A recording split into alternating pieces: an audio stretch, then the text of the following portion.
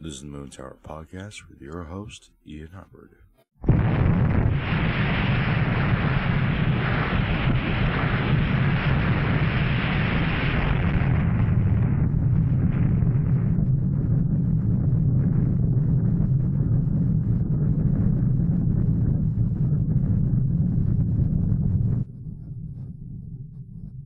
And here we are. This is episode 10.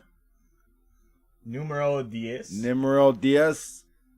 We are officially at the bright spot. Episode 10, folks. Thank you for joining us.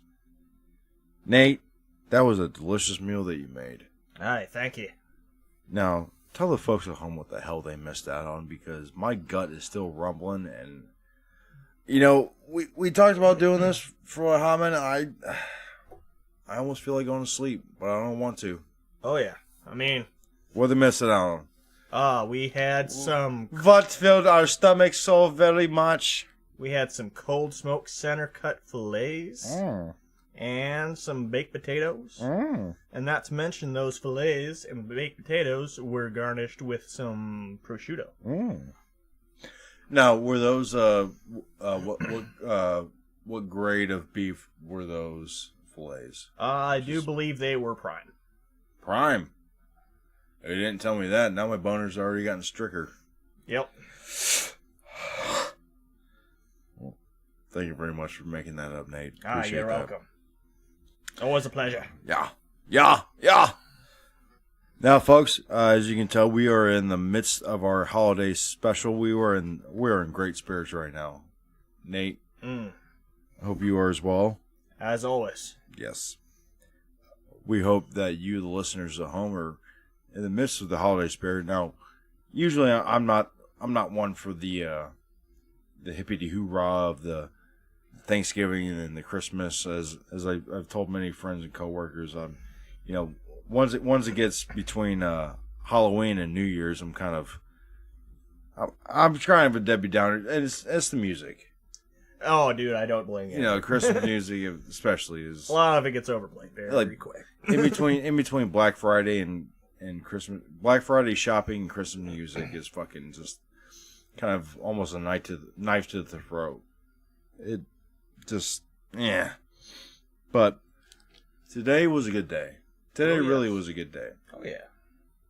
And I have to say, to start with, your host, for the first time, drum roll, Nate. Give me a drum roll. Employee of the month. Woo! Yeah! Yeah! I did well at my job, so I can keep it for another month. The greatest employee this month. Yay! I am so good. He's not something to knock at. Yeah! He's the employee of the month. Shout-a-da-do.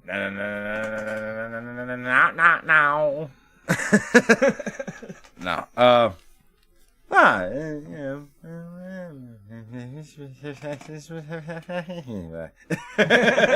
My thoughts exactly. Exactly. No. Yeah, I'm alright. That happened. It's nice to be recognized for the job that you do, but I won't dwell on it. It is what it is. But just for you folks at home, your listeners and whatnot, once again, appreciate you tuning in through the first now 10 episodes. Double digits, baby. Double digits, motherfucker. Just to give you a heads up, we will not be having a Thanksgiving episode. Oh, yes. We enjoy time with our friends and family and whatnot, so figure give you guys a rest, give ourselves a rest. We'll come back, good and ready for another episode a week later from next week. Took the words right out of my mouth, Nate. And also, it'll give us an opportunity to expand this operation. We've got a lot of ideas that we like to explore. A lot of great ideas that we've been tossing around. Like a great salad. Tossing like a bunch of tosses over here. Now, No, there's a lot of things that we want to bring to you as far as the audience and try to at least, test out and gauge your reactions. So exactly. You took the words right out of my mouth, mate. Thank you. Here you go. You can have them. Thank you. I don't want them. You don't want them? I'll take them back. There you go. All right. Done with them anyway. Yeah. But we've got a lot of great ideas for local interviews, local spotlights of artists and business leaders and just people around town and people around the region that are want to get on this, and people that we would love to have on. It's a big plethora that we're very excited to tap into, especially with football season ending. Our HUAC Fighting Angry Goats, they are on a roll this week. Once again, unfortunately, with the holiday season, they are taking the week off. Oh, yeah. But as undefeated as they are deserving of it. They got to rest their offense. They got to rest their defense. They got some injuries. Nothing too serious. Fortunately, for the length of the season and the intensity of the season that they played with, they have not experienced too much of harsh injuries, but they do have some bumps and bruises. Dale the Whale McFarland came up with another bruised hernia in the last game against the Shipshewana Flapjacks.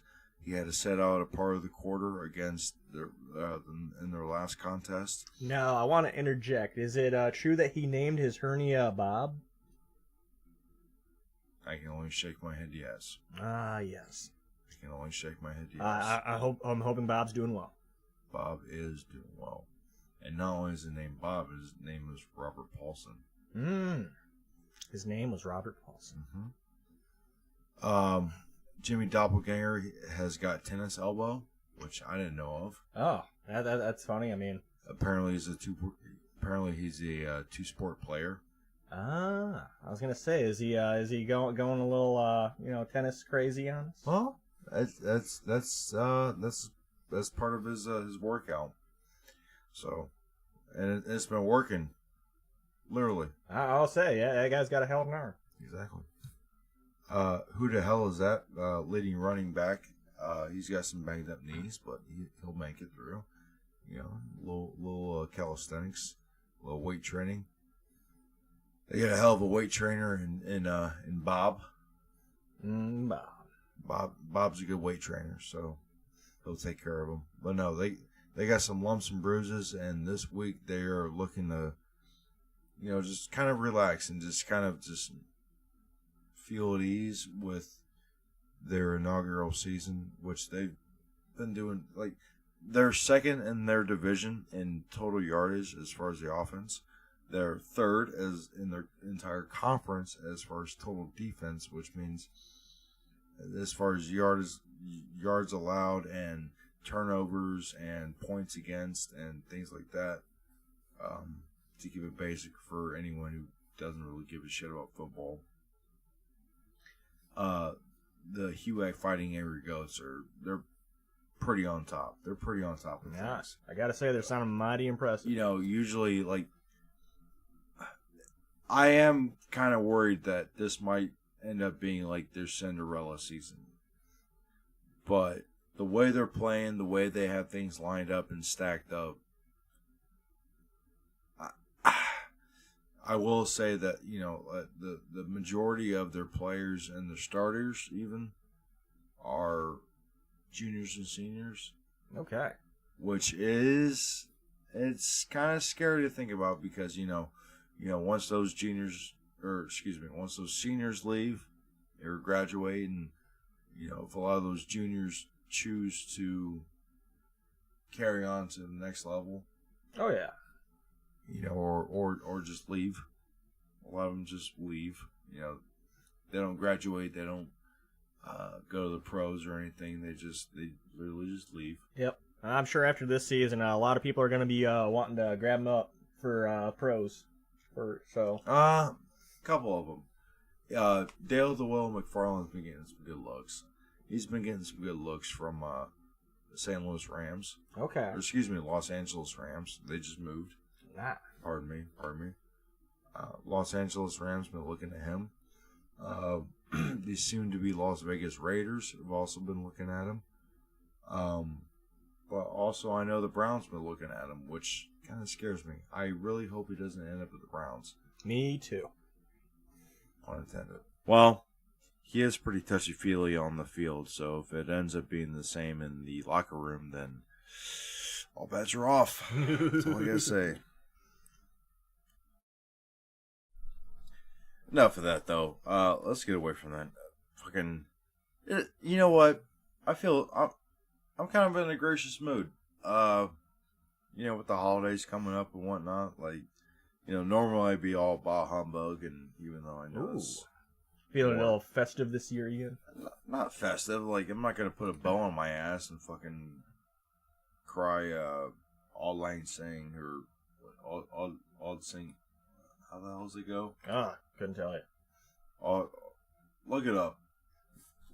What's the song called? All Land Sing or all. I can never get the fucking words right on that. All Lands Sing. All the New Year's song that everyone at Times Square fucking cries about. Oh my God, it's the New Year. All Lin sang. I'm gonna sound like a fucking moron. Auld Lang Syne. Okay. Gotcha. How's it pronounced? Auld Lang Syne. It's See, I was Scots halfway poem. there. I was literally halfway there between all the pronunciations that I threw out. Oh, I had no idea it was Scottish. Like shit. Scottish? Yep. It's a Scots poem written by Robert Burns in 1788. Can you reel off the translation? Yes. Let's find out. Even though it's Thanksgiving, we're doing New Year's already. Okay, well-known folk song, known in many countries, especially in the English-speaking world. It's traditionally used. No, the actual song. Oh, so it means old, long since. Well, do you have the like the lyrics? You know what? No, fuck. Oh, let's fucking skip that because or do you want to do the lyrics for New Year's? Yeah, let's save it for New Year's. All right, let's save it for New Year's. All right, we're jumping ahead of the gun here. And in the name of the turkey, I must go.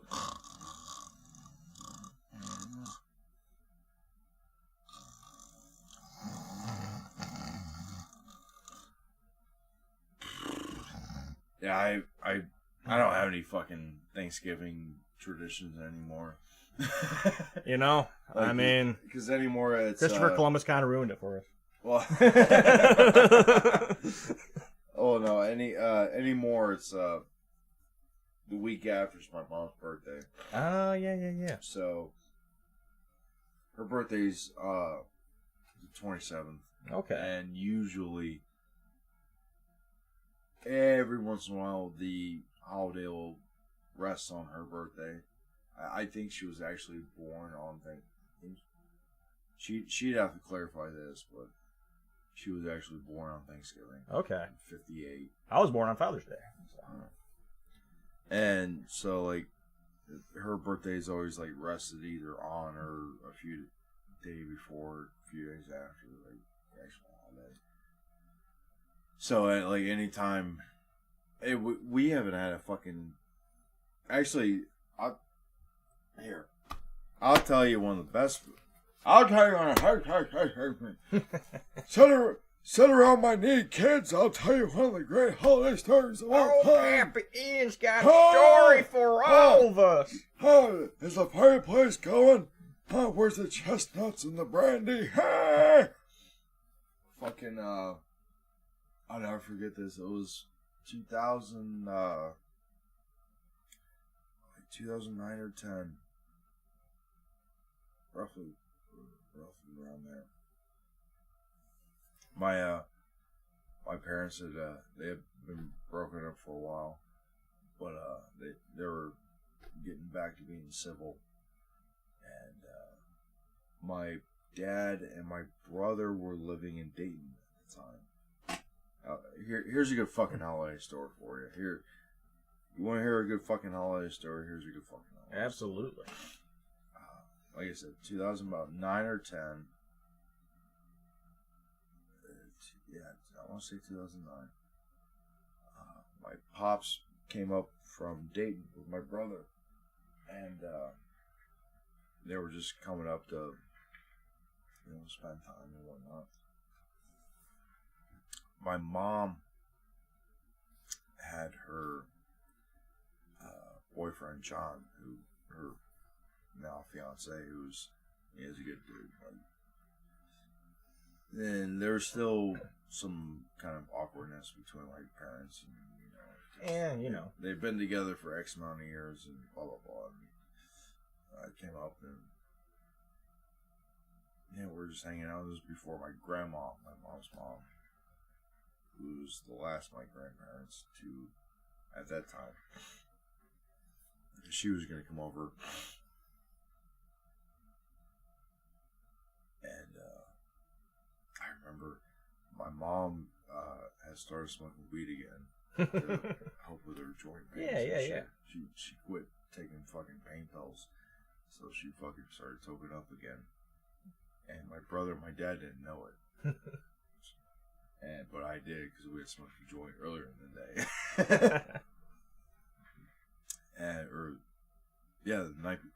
We smoked the night before, and then she's like holding the surprise,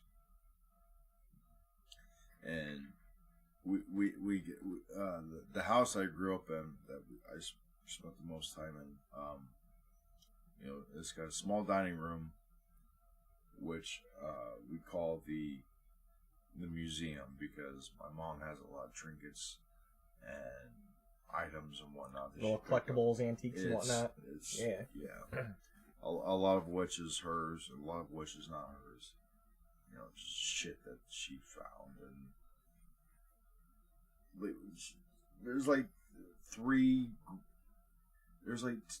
two or three pictures of graduating, like the full class of, like graduating class of like some high-end college or university, and none of us had to do anything with it. Like 1904 Harvard kind of thing. Yeah. That's interesting though. Like shit. Closet full of shit. Like trinkets and items and whatnot. And anyway, we're sitting there, and I'm standing in the doorway between the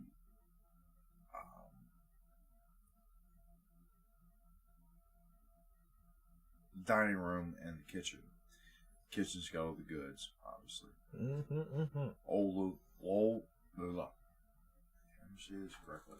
Old linoleum floor, like dirty linoleum floor. Like I'm talking like 80s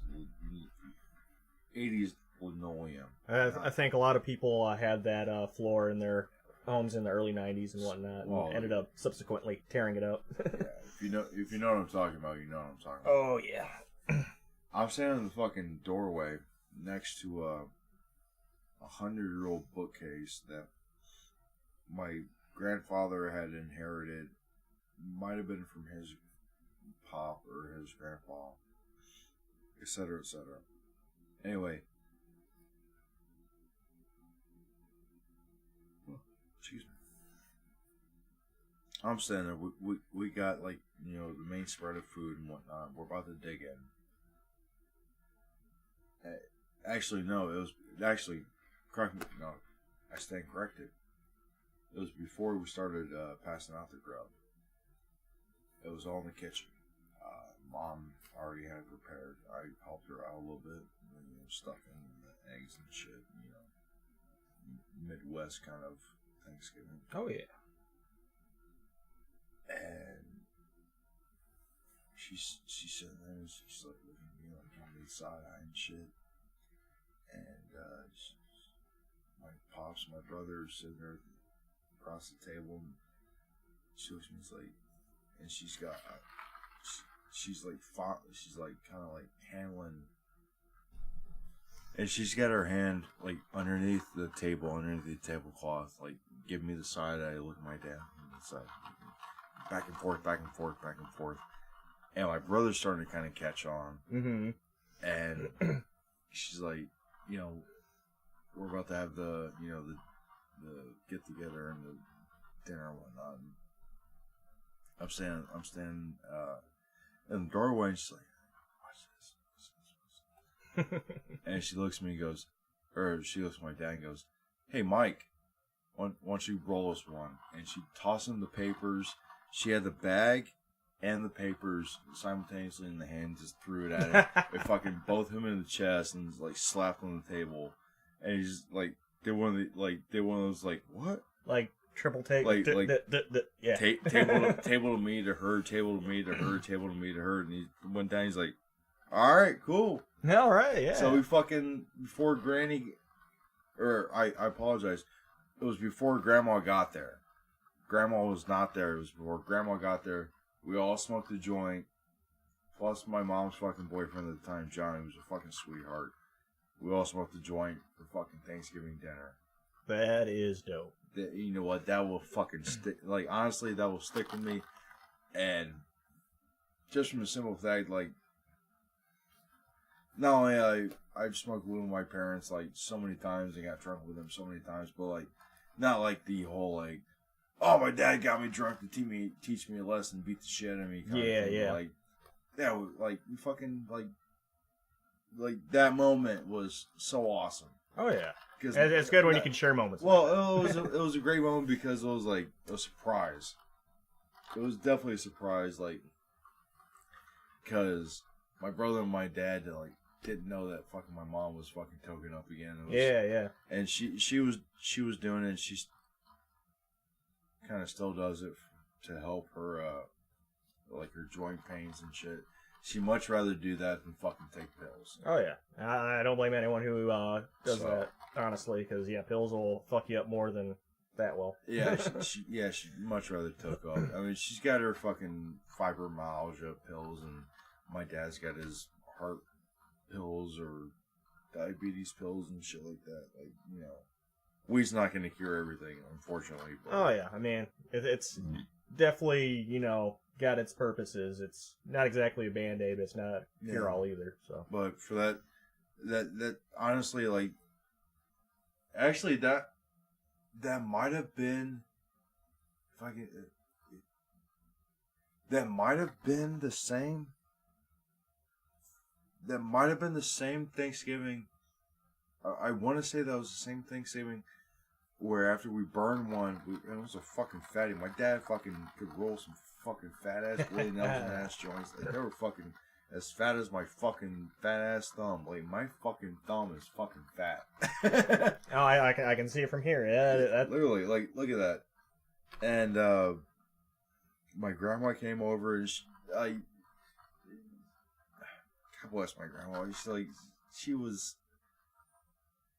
I don't think she ever fucking. I don't know her past. Like, maybe she had, like, some times where she got fucking tipped over and was like, you know, had a ball of whiskey herself. Or, like, I don't know. She grew up in the Depression, so you can only, just guess. Oh, yeah. But she came up, I want to say that was the time she came over, and we were all there. And, I had a BB gun that my brother had stolen from a house raid a couple years before then. Once again, another long story. small town long stories. Ooh, that's a good segment title. It's a small town long stories in a small town. My brother had this fucking empty air BB gun that we just kept in the corner of the house that my mom, for the longest time, she quote unquote didn't know where it came from because he quote unquote fucking didn't tell her. It just showed up. He said he fucking bought it at some wherever, and yeah. No, I know where it came from.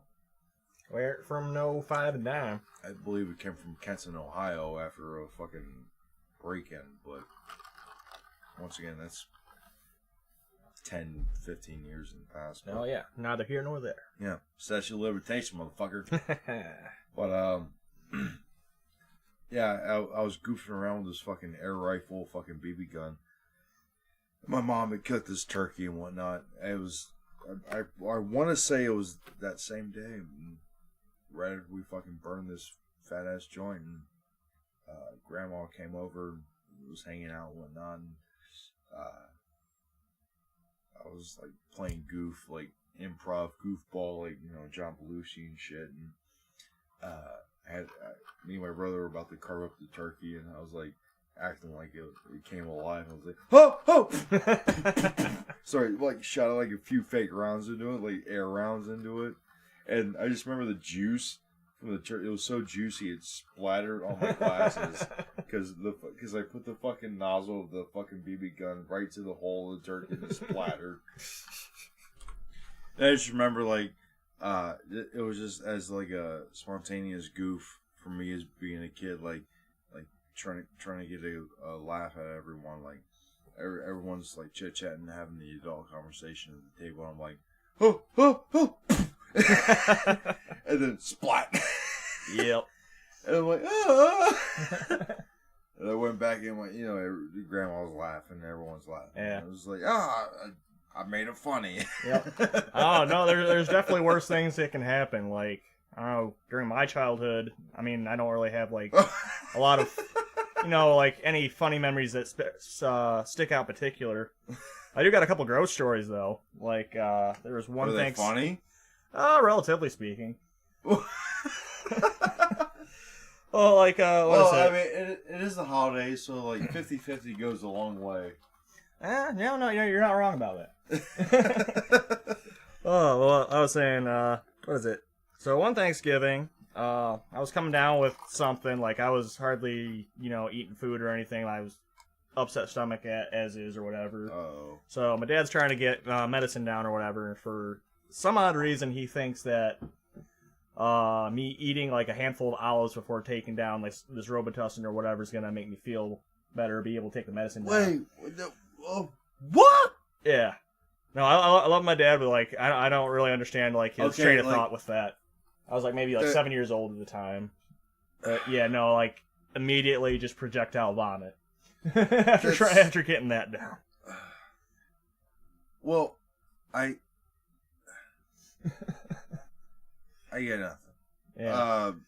I mean, that's not my the other one I was gonna say is my younger brother had a similar experience. He really, really, really liked carrots when he was younger.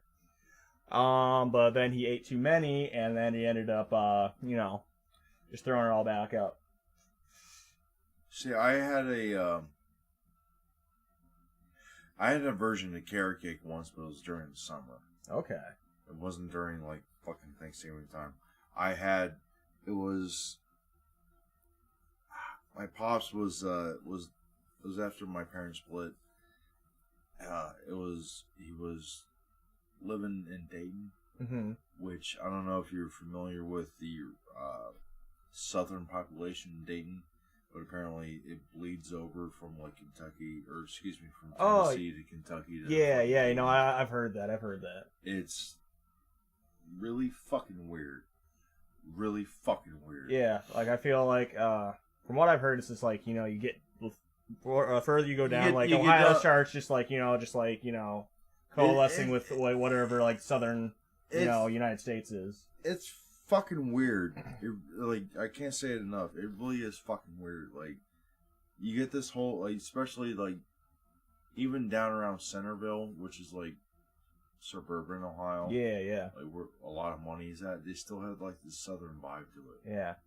Like I feel and then you go down like fucking Cincy and Dayton and like southern central Ohio, like Hocking Hills. Like a movie that reminds me of that. Have you ever seen Gummo before? Yes. Yeah. That's a good southern Ohio. It took place in Xenia. Yeah. Oh, I know about that shit. Yeah. Like every time I think about Southern Ohio, I think of that movie. Oh yeah, it's supposed to be after the fucking tornado, after the big tornado in Xenia and fucking shit. All the redneck kids huffing paint I know and shit. all about yeah. all I know about Gummo. Gummo is fucking absolutely brilliant but absolutely fucking just like it's a trip. I saw it once in high school. I don't need to see it again. Yeah. But I know exactly what fucking Gummo is about. That shit is fucking true. Absolutely fucking true. Now, granted, I never knew anyone that pimped out their fucking retarded sister. Yeah, that was questionable. But you know. that in itself, like, I'm pretty sure that's true as well. Everything else, fucking on point. And so much on point that I hated it. Yeah. Because when I saw it, oh, dude, you're not lying. It's man, this is what Southern Ohio is kind of like. When you what age did you see it? Let's see, it was early 20s, like 22, 23. Because I saw it in high school. Gotcha. Yeah, I was with my my old drummer Marshall. We were in Burgoon, Ohio, which you've probably never heard of it. There's Burgoon? Yeah. I fucking heard of Burgoon. Oh, okay. Well, I guess I don't have to explain myself. Yeah, so I'm watching this movie in Burgoon, Ohio, so it's like the setting is very reminiscent almost. Fucking Scott Dow. Yep. Scott Dow. If you're fucking listening to this, you're from Burgoon, you son of a bitch. How's Gummo working out for you? No, I fucking know about it. Yeah, I saw that shit in fucking high school. It was one of those ones. It was one of those movies where I absolutely hated as a movie, but I completely and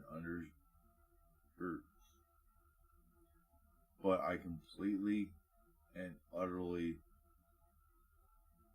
got. Like, it made complete sense. It hit too close to home. Yeah. I totally feel that. Like, if that movie's not a movie. It's a fucking documentary. Yeah, no, it's like it's a fucking. And just like the way it's filmed, it's like a stream of consciousness sort of thing. It's almost a faux documentary. Yeah, yeah. Gummo, if you're from around these parts, northwest, just any part of Ohio that is north of Columbus, either to the west or the east, or to the south or the fucking whatever, you understand. Oh yeah, like Columbus is really like, and there's even parts of Columbus that are fucking shitholes. Like, yeah. I'll say, like, even like growing up like Woodville and Fremont area or whatever, like there's like, you know, a lot of that sort of culture there. Yeah. Not near as much, but like, you know, definitely kind of reminiscent of it. Well, like I was saying, like you get down like around like Centerville where there's the like the suburb, like there's some fucking good money. There's some decent money floating around down there. Oh yeah. But still, it's like you float a little past outside of town. Yep. You'll get the flea markets and shit like that. And you'll get characters like that. Like, you might not get, like, you know, dudes pimping their retarded sisters out for cash and whatnot, but you'll get those kind of characters. Like, definitely some shifty individuals. And I guess, like, there's one thing I still do kind of love about the state of Ohio.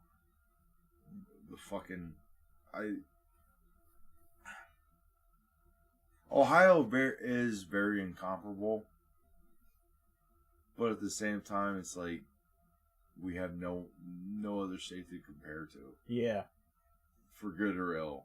No, yeah, you're not wrong about that. Like I feel like every other state kind of has its thing. It's like Ohio's like, it's Ohio. Yeah. like you hear about Erie, Indiana. I feel like Ohio is definitely I told you Erie than Indiana. Well.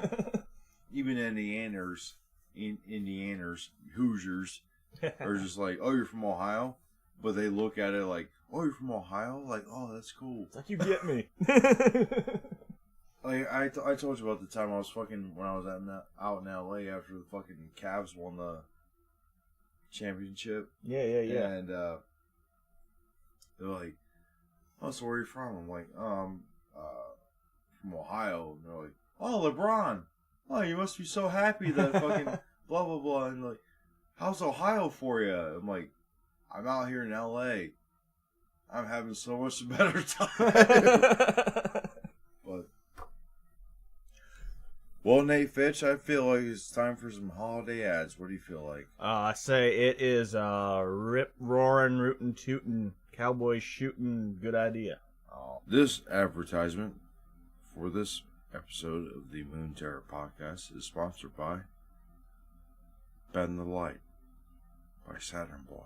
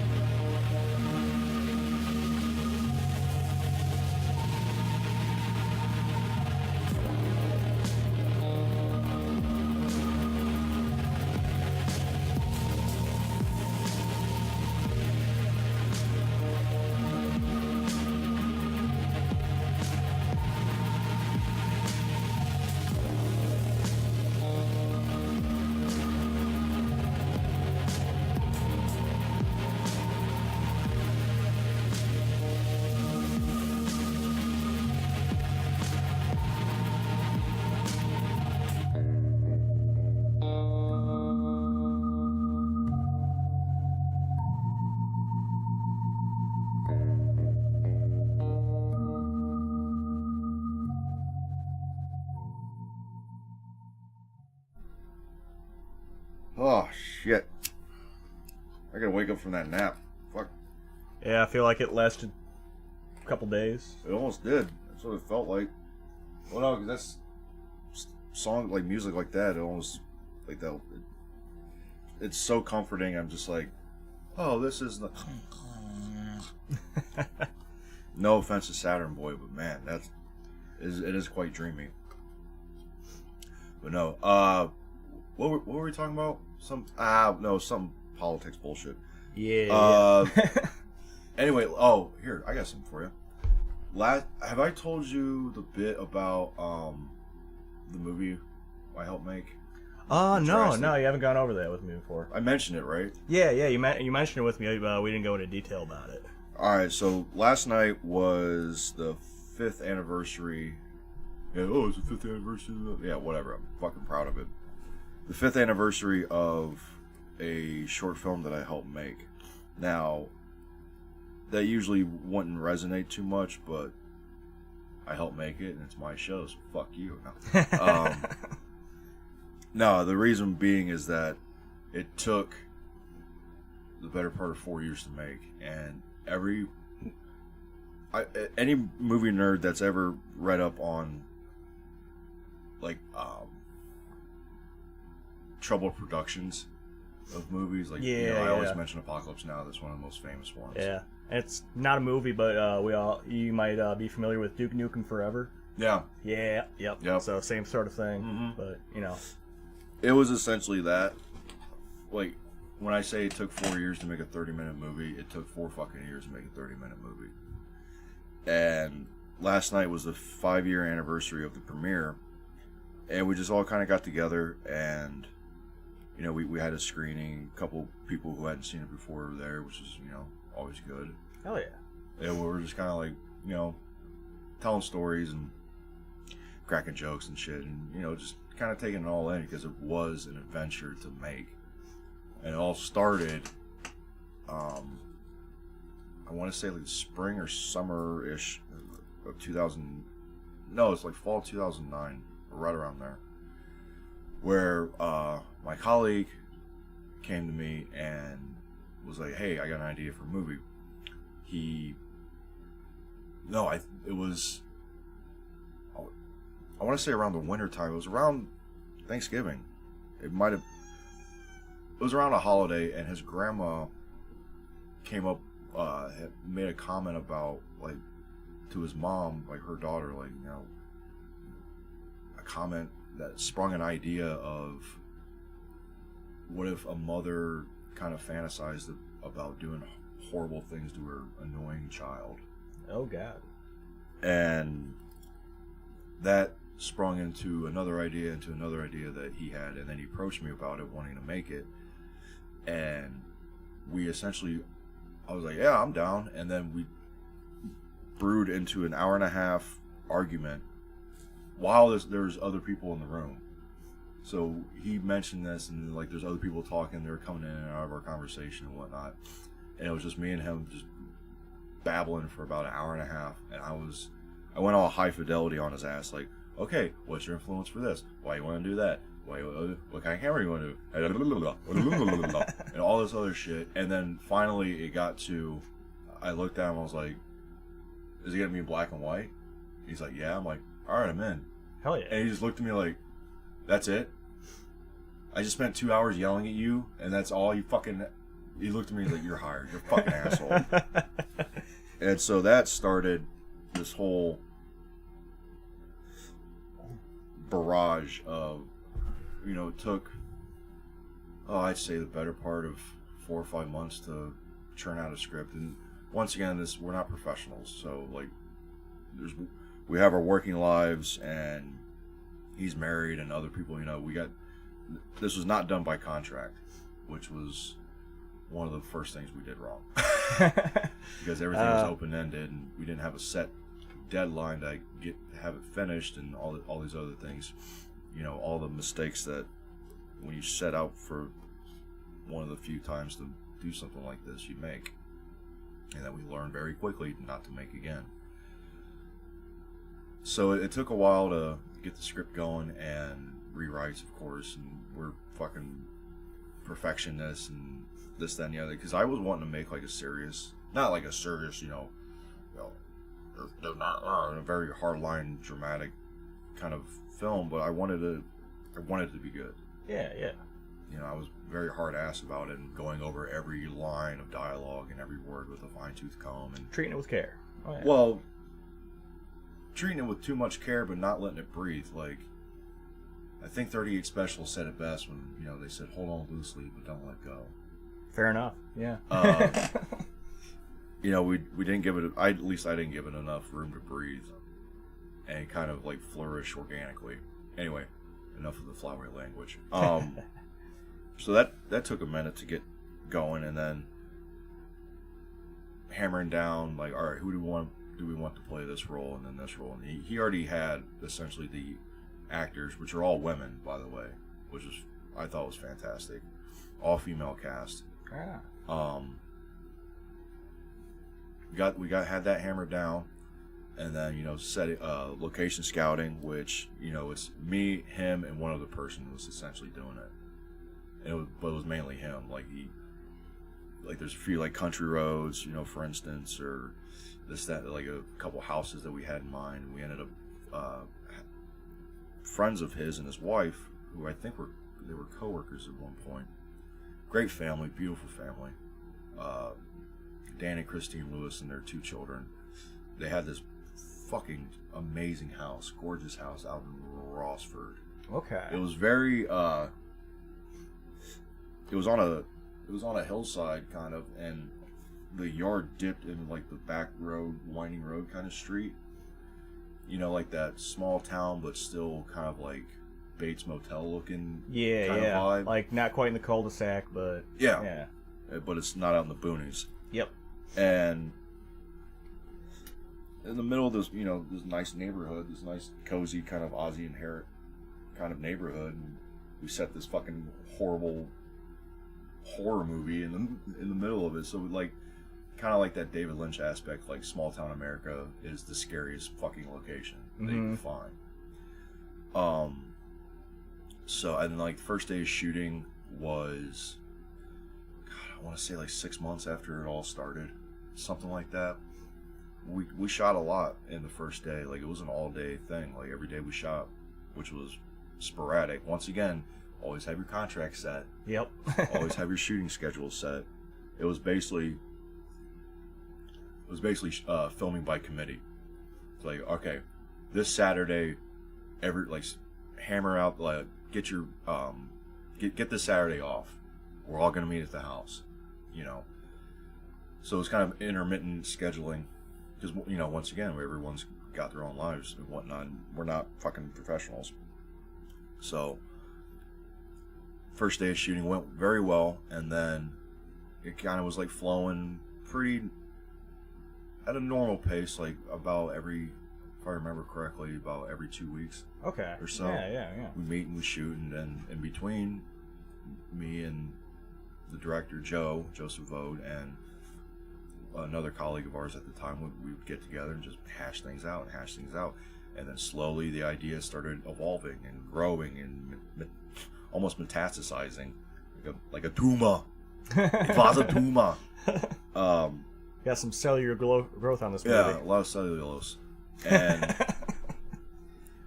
it started growing, and then it went from just a short film into, we potentially have the possibility of like a small feature, like something like, you know, around like the 75-minute mark, roughly, like that we could turn it into.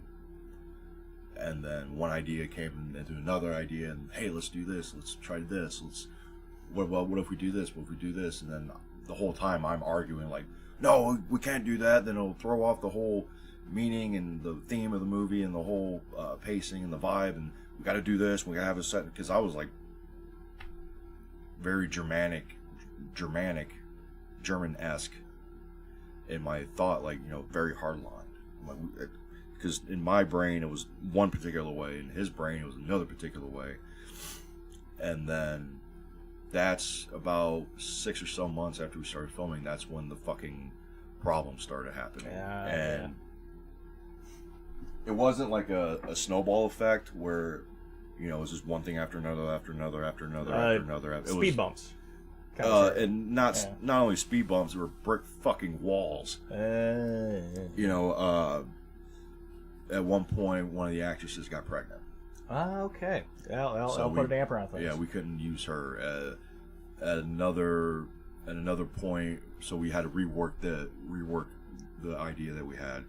And then the lead actress had to have foot surgery, so she was out for 6 to 8 weeks. And then we had to fucking wait 2 months and then in that 2 months, this idea that had evolved into something else became something else and took another turn. And so like, we were basically just rewriting the whole thing as we went along. And we eventually got everything down to where we had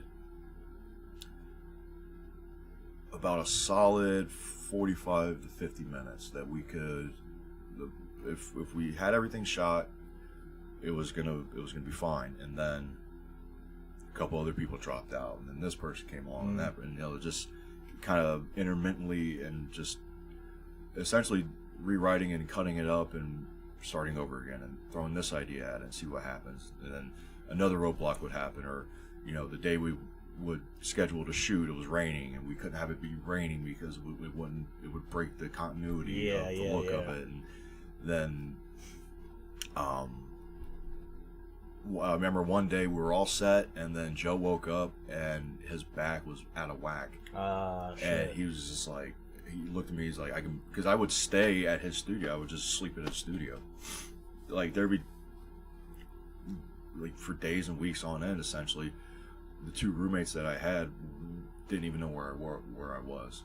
It was kind of funny. Like, they're like, dude, where has anyone seen him? And I'd show up at home, be like, hey, what's up? And then, like, I'd go to work and then go to the studio. Yeah, and we'd hash shit out, and would do reshoots after reshoots, and then, all right, let's try to cut this with this, and then see where it's at. And it was just absolute madness. But it was like a series of like a small. It was a continued series of just slowly driving ourselves insane.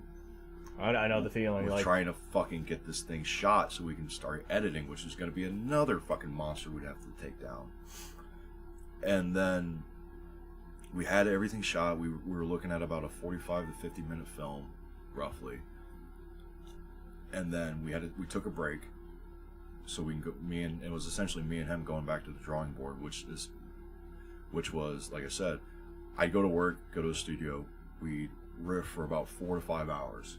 Like, it got to a point where we had the whole script, like, page by page, posted on the walls. And looking, okay, taking this and putting this here, and taking this line, putting it here, and taking this page, and floating to this page, and fucking notes all over the goddamn place. And it was just...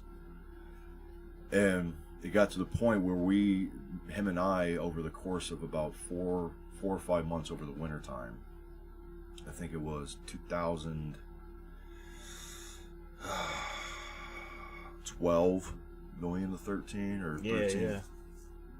No, it was 2011 going into 2012. Or it might have been 2010 going into 2011 going into 2012.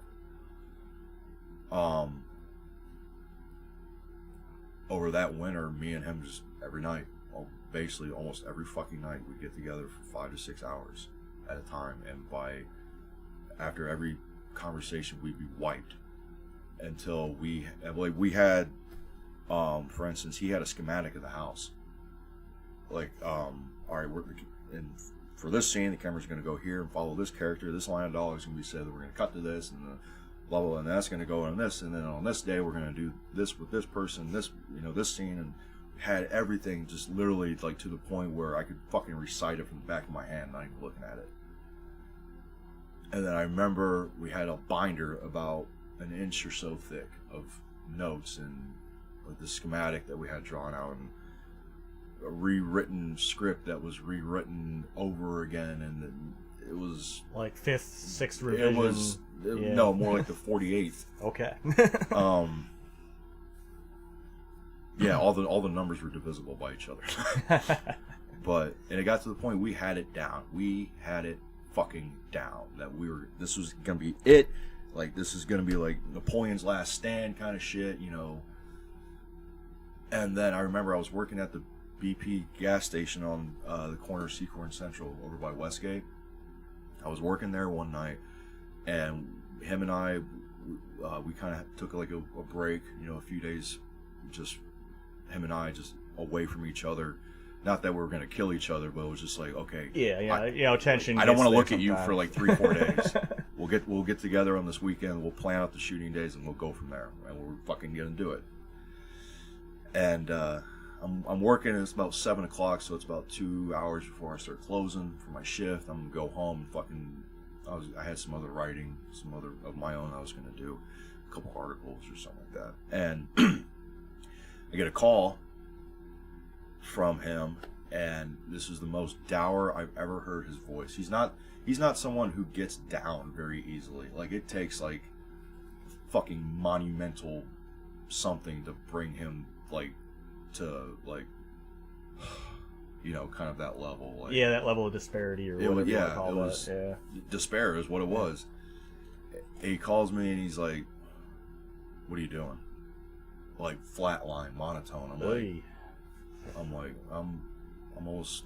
at work, He's like, "I got something to tell you." And I'm like, "Oh shit, what the fuck is it now?" There's a tragedy in the family of the family whose house we were shooting at. There's a tragedy that happened, and there was a passing. And I'm like, it was it, like, flatline. Like, that whole binder I was talking about was out the window. Damn. Those 4 to 6 months that we were together, out the window. Every night that we fucking got together and yelled at each other over every fucking line of dialogue and every edit idea, and this camera was going to do it, out the window. The film, the whole thing, out the window. 3 years out the fucking window. Done. And he told me about it. He's like, "Yeah, we can't use the house anymore. this, that, and the other. And he's like, that's it. And he told me, he's like, I'll have an email drafted to send to everyone saying, like, we can't do it. Dang. And I remember I got off the phone because I was still at work, like I said, and I walked back on the main floor, and my dude, I think I was working with my dude Adam, and he looked at me, he was like, because I had been like talking about this at work, like, you know, when we fucking get this done, it'd be great for you guys to come out, and, you know, blah blah blah. So they had known about it. He was really excited about it. He looked at me, he was just like all wide eyed and like, what? And Yeah. I basically gave him the lowdown. He was just like, dude, he's like, I am so sorry. I'm like, it's not your fault, man. And I think I remember I just like, I bought beer after work and went home and stared at a wall, just listening to music. I was just like, fuck. And I tried to work on whatever else I was working on. I just fucking couldn't do it. Yeah. So like, next couple of days passed by, and I'm not like in a haze or a fog, but I'm still just kind of like, all right, well, you know, it's worth the effort, you know, blah blah blah. I get ring, get a phone call at work, and Joe's like, and on the flip side, I get like, hey, what's up? He's like, what are you doing tonight? I was like, cancel him. I'm picking you up from work. I'm like, okay. Like, literally, it was like the complete opposite of when he last called, like a firecracker in his ass. Yeah. So he picks me up and he's like, I remember he didn't say anything. I was like, so what's up? He's like, wait till we get there. And then we had the stereo on or whatever and didn't say shit until we got to the studio. Because at that time I was kind of talking about moving to Ann Arbor for something. I was trying to go after my ex-girlfriend at the time or some shit or whatever. And I'm like, we get up there and I was like, so what's up? He's like, Allison, his wife, Mrs. Yoakum, he's like, she figured it out. We can still save this. And I'm like, I'm all ears. And he said he was sitting, they live in Perrysburg, they have a nice condo in Perrysburg, and he said he was sitting there and she's like, he was kind of like stewing about it. He said he was ready he had the email drafted, he was going to hit send, literally had his finger on the fucking button. And she's like, hey, I got an idea about your movie. Or she's like, hey, I got an idea. And he's like, how much is it going to cost? You know. And she's like, no, it's about your movie. He's like, oh. She's like, you know that writer you really like? Talking about his favorite author is William S. Burroughs. Yeah. And he's like, yeah. He's talking about Burroughs? He's like, yeah. Why don't you do to your movie what he did with his writing, with the editing? The fucking cut-up method. Mm-hmm. And he's just like fucking Gene Wilder in Young Frankenstein, like, this could work. And he called me and he's telling me, he's like, we have enough material, we can fucking reroute this and still make it happen. Hey, if you got the scratch, you might as well. And we still ended up shooting a little bit more after we finally fleshed out another fucking like 2 months of, okay, looking at what we have, seeing where we can fit things in, seeing what else we have to shoot. And then it took another fucking few months of intermittent shooting, and then we finally had it to where we could get something out of it. We just still didn't know what the hell that something was.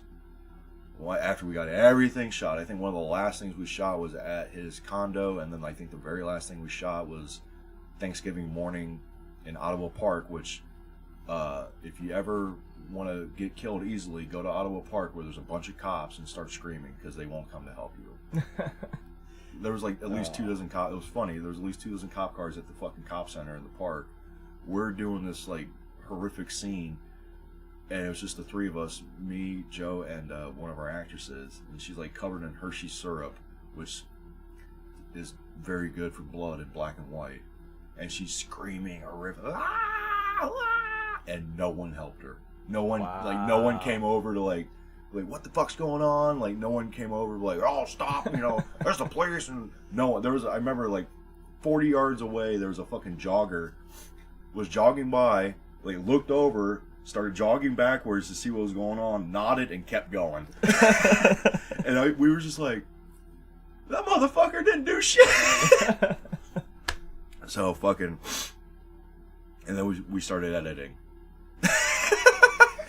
And then that was another 8 months, roughly, of just me and him every Saturday at his condo, in his office, sitting in front of the computer, for me at least for 6 to 8 hours.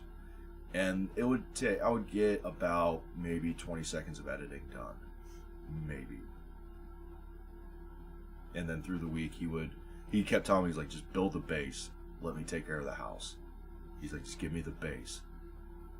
And I would be like, I would get to the point, like in Final Cut, the great thing about it is with editing, and I'm sure with your audio editing, you can get down to like the millisecond. Oh yeah. Like the literally the difference between like a half of a millisecond between like. Yeah, I've done some spectral edits like that and our audio, so yeah, I know exactly what you're talking about. Yeah, I was doing that mainly with the image of it, and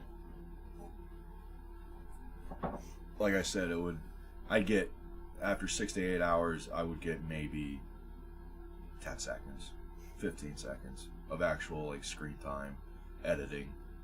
And then through the week, he'd be tinkering with it, fucking with the audio and blending this and sound effects. And then we ended up shooting actually a little bit more for filler, and for some parts, at our studio, or the building that his studio and my place is in.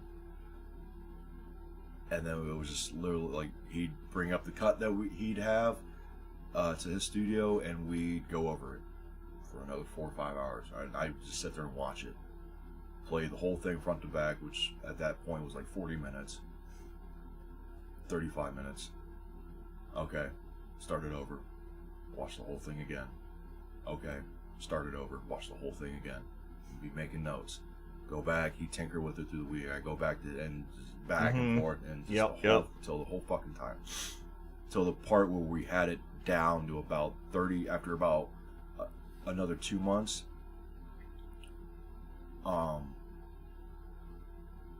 it got cut from about 35 minutes to about, I want to say about 33.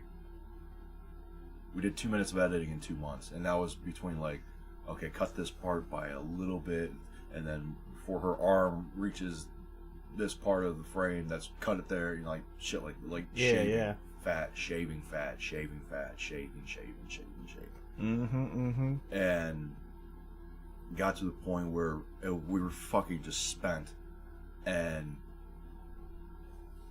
then at about the start to the beginning of October, the month before he set the premiere date, he was like, all right, this is done. Like, as far as this goes, this is done. This is finished. I'm fucking tired of looking at it. We set the premiere date. We started shopping around for like places to premiere it at. We looked at the Ohio theater, or the Mommy Indoor. Okay. Which I thought would have been perfect. Even no, that's a good spot. The problem was, they wanted to screen it first to see if it met their standards, and he was like, no, like when it premieres, that's when everyone sees it. Like, he was very hardline about it. Oh yeah. And so it didn't work out with there. Plus they had, you know, they mentioned it's like, this is more like a family friendly environment, blah blah blah, and there's some fucking shit in the movie where it's like, yeah, not so much. But he was able to knock out a deal with the Ohio Theater on LaGrange, and they were like, the projector, the guy running that, he was like real cool with it. He's like, yeah, I'll watch it for the first time whenever you see it. And we set the date. It would have been, yesterday was the 16th or 17th. Yesterday was 16th. 16th. Yesterday, November 16th, 2013. And I remember he told me, he's like, we had like set amount of tickets that we could like sell to people or people could buy at the door, and we went through brown paper tickets online, you know, to get cheaper tickets. And I remember we had a friend like doing the ticket taking, and we had like, it was kind of cool because we had like the specialized tickets, like director and then assistant director and shit. Yeah. And we set the day, and fucking, I remember the night that we were gonna leave, you know, the theater opened up at I think like 7:30. We were gonna show the film at I think 8, and then because we had the theater until 11, or he had it was all in his name and he paid out of pocket for it. And we were in his studio the night of, and it was me, him, our driver, and one of the guys that had helped out for a little bit, but then dipped out for personal reasons. And they kind of knew what was going on, but like me and him, like we're pacing back and forth through the room, fucking chain smoking, or I was chain smoking and fucking, you know, drinking beers and like, all right, one more. He would just keep saying that. What time is it? 6:45. All right, got time for one more. What time is it? 6:55. All right, one more. What time is it? And we planned on being there at 7:30, which is kind of funny because he was talking about not even showing up. And I told him, I was like, you fucking don't show up. You know, I was like, you better show up. I didn't go through all that shit. Well, and also I forgot to mention, in the meantime, we were doing like promotion and shit, and I was kind of proud of it. Like I was able to get us a fucking morning spot on the AM station that the Free Press ran their radio show on. And it was so funny because like me and him were in this crowded, really small radio station with the 3 guys from the Free Press, and they're like talking to him, and we're just sitting there like, yeah, it was a good time making this movie, and then now I tried to like reach out to the Blade and try to, you know, get some exposure to there. I think the City Paper ran a front page editorial on it and interviewing people and shit. All right. Yeah, so you know that part didn't turn out too bad. You know, reaching out to like local organizations and whatnot that we thought would fit the niche of the movie. And then the night of the premiere, fucking yeah, we're about ready to leave, and we plan on being there at 7:30 and 7:15. What time is it? 7:15. Got time for one more. What time is it? 7:20. One more. And then we started like, let's fucking leave. Let's just go. Let's just go to the fucking place. Get this over with. And then I remember on the way, he was talking to the driver. He's like, Joe was talking to the driver. He's like, there's a bar right down the street. Let's just go there. Let's just go there. Have one more. He was like trying so hard to like avoid going. And then we ponied up and went. And there's some people out front that were like there to greet us and shit. And it was very well received. And then the weirdest part was we walk in through the main hallway, like the main corridor out to the theater, and everyone stood up and started applauding. We got a fucking like, it was weird. Like we got a standing ovation on the way in. Ah, fuck yeah! And it was about 3/4 to 80% filled. I think it was like 300 and 325. I think we ended up having like 230, 240 people, something like that. And a lot of them we didn't know. There were people who had like heard about it, or people like word of mouth kind of shit. And then he gave his little speech to start it, and then it opened. The movie played, and it played well, and heard like some gasps, like the reaction that we got, we expected. But the funny part was like a lot of those like oohs and ahs and gasps and whatnot happened at parts that we didn't expect it to. Okay. And the parts that we expected it to were just like, what the fuck? What the fuck's going on? Like I remember there's one point in particular where the main actress, the lead, is doing a dance number in between this like kind of horrifying scene, and my mother was sitting next to me. She came up with her boyfriend, or her fiance, to see it. She was very proud. She dressed up and whatnot. And I remember she leaned in. She's like, during that part, she's like, "What kind of people you hanging out with?" I'm like, it's a long story, Mom. I'll tell you sometime. And then afterwards, like, you know, fucking got us standing up. Everyone was like, "Ah!" and I was like bewildered, and like people were coming up like, "Fuck yeah, dude!" Fuck yeah. And, like acting like we won the Super Bowl kind of thing. My mom was like crying, like, "I'm so proud of you. I'm so happy." Like, oh, all right, Mom, appreciate it. But then we went out and fucking celebrated, and it was fucking cloud nine, like going through all of that shit and then fucking seeing it to the end. Oh yeah. And then I remember, like a few days later, I was back up at his studio afterwards, and we're kind of just like taking it all in and reflect and just going through like what had happened and just like the whole journey of it. And I looked at him, I'm like, I've said this before, and I'll tell you again, I stand by it. Like, it's not a work of art; it's an act of perseverance, and that's what it was. So, and with that, I think we're gonna, I think it's time, Nate, for for the holiday. I think let's do a two-parter. You feel like doing a two-parter? I don't see why not. I don't see why not either. So, we're gonna take a quick break, which is still a conundrum of a phrase, but we'll be right back. We're gonna go pee or something, and we'll be back with a take 2 on this episode of the Moon Tower Podcast.